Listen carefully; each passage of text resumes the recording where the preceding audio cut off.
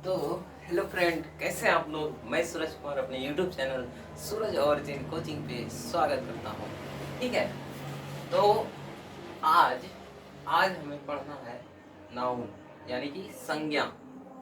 Noun यानी कि संज्ञा। ठीक है,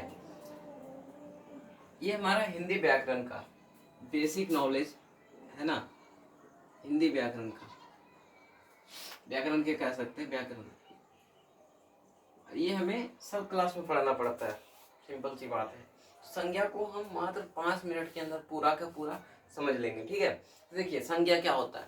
संज्ञा का परिभाषा देख लेते हैं। परिभाषा, किसी प्राणी, प्राणी मतलब व्यक्ति, वस्तु, स्थान तथा भाव के नाम को हम क्या कहते हैं, संज्ञा कहते हैं। यानी कि किसी भी प्राणी, वस्तु, स्थान आदि के नाम को ही हम क्या कहेंगे, संज्ञा कहेंगे। ठीक है, समझ में आ गया। मतलब किसी भी चीज के नाम, जैसे ये मार्कर है जी, मार्कर है ये, तो ये हो गया हमारा संज्ञा। ये टी शर्ट संज्ञा, ये किताब संज्ञा, ये बोर्ड संज्ञा, ये कलम संज्ञा, ये दीवार संज्ञा, सारा का सारा क्या है, संज्ञा है। मंदिर संज्ञा, पेड़ पौधे संज्ञा, सब के सब। ठीक है, और जो हमारा संज्ञा है, संज्ञा का 5 प्रकार है। कितने प्रकार है भैया, 5 प्रकार हैं। कौन कौन, पहला है व्यक्तिवाचक संज्ञा। क्या है पहला, व्यक्तिवाचक संज्ञा। व्यक्तिवाचक संज्ञा, दूसरा है हमारा भाववाचक संज्ञा, तीसरा है हमारा जातिवाचक संज्ञा, चौथा है हमारा समूहवाचक संज्ञा, पांचवा है हमारा द्रव्यवाचक संज्ञा। तो व्यक्तिवाचक संज्ञा क्या है, व्यक्तिवाचक में क्या होगा, कोई चीज के एक वस्तु को उल्लेख किया जाए या स्थान का उल्लेख किया जाए। जैसे मेरा नाम सूरज, तो मैं एक लड़का हूँ। ठीक है, लड़का हूँ, तो लड़का में आता हूँ मैं। ठीक है, तो व्यक्तिवाचक, जैसे व्यक्तिवाचक में किसी लड़का के नाम को लेंगे हम। एक ही व्यक्ति का एक चीज होना चाहिए, एक ही स्थान का एक नाम होना चाहिए, कोई स्थान है उसका एक नाम होना चाहिए। ठीक है, उसी को हम क्या कहेंगे, व्यक्तिवाचक। इसका परिभाषा देखिए, जो शब्द किसी एक वस्तु, स्थान तथा एक व्यक्ति का बोध कराता हो, एक ही वस्तु का बोध कराता हो, या एक ही स्थान का बोध कराता हो, या एक ही वस्तु का बोध कराता हो, या एक ही स्थान का, या फिर एक ही व्यक्ति का। जैसे हमारा गंगा नदी हो गया, नदी बहुत सारे हैं, यमुना नदी, ब्रह्मपुत्र नदी, ये सब। तो हमारा गंगा नदी के लिए मैंने लिखा है यहाँ पे।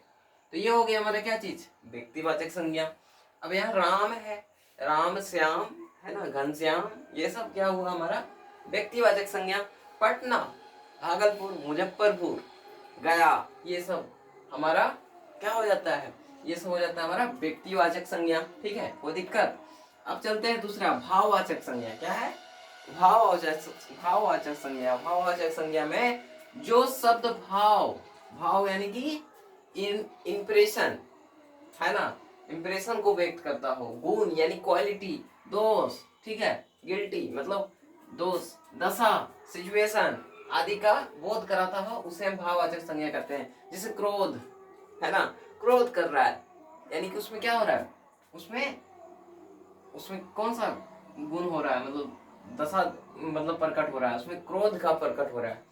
मिठास यानी मीठा है ना, उसमें गुण भरा हुआ है, भाव है ना, बुढ़ापा है ना, अच्छाई, सुंदरता, ये सब क्या हो गया हमारा भाववाचक संज्ञा हो गया। ठीक है, कोई दिक्कत। आपको कहेगा कि क्रोध जो है कौन सा शब्द है, तो आप कहिएगा भाववाचक संज्ञा। मिठास कौन सा शब्द है, भाववाचक संज्ञा। बुढ़ापा कौन सा शब्द है, भाववाचक संज्ञा। अच्छाई कौन सा शब्द है, अच्छाई हमारा क्या है, भाववाचक संज्ञा। सुंदरता क्या है, सुंदरता हमारा भाववाचक संज्ञा।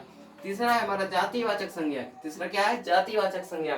जातिवाचक संज्ञा में क्या होगा, किसी भी एक प्रकार के समुदाय को व्यक्त करेगा, तो उसको हम क्या कहेंगे, जातिवाचक संज्ञा। जैसे हम अभी नदी का एग्जांपल लिए थे, गंगा नदी। गंगा नदी यानी कि बहुत सारे नदी हैं, उसमें से हम एक को लिए थे, तो ये हो गया हमारा व्यक्तिवाचक संज्ञा। लेकिन जातिवाचक में हम बोलेंगे उसको नदी, और उसमें बहुत सारे नदियां को सम्मिलित करेंगे, उसी को व्यक्त करेगा, तो उसको हम क्या कहेंगे, जातिवाचक संज्ञा।